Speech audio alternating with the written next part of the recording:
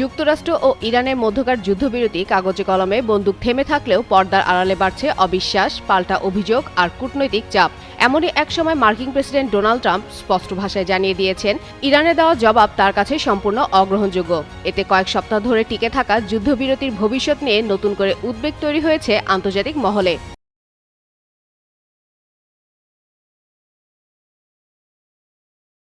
সম্প্রতি যুক্তরাষ্ট্র যুদ্ধ স্থায়ীভাবে বন্ধের লক্ষ্যে একটি প্রস্তাব দেয়। সেখানে যুদ্ধবিরতির পাশাপাশি ভবিষ্যৎ সমঝোতার পথও খোলা রাখার কথা বলা হয়। তবে রোববার ইরান যে জবাব দিয়েছে তাতে যুদ্ধের ক্ষতিপূরণ, মার্কিন নৌ অবরোধ প্রত্যাহার, নতুন হামলা না চালানোর নিশ্চয়তা এবং নিষেধাজ্ঞা তুলে নেওয়ার দাবি জানানো হয়।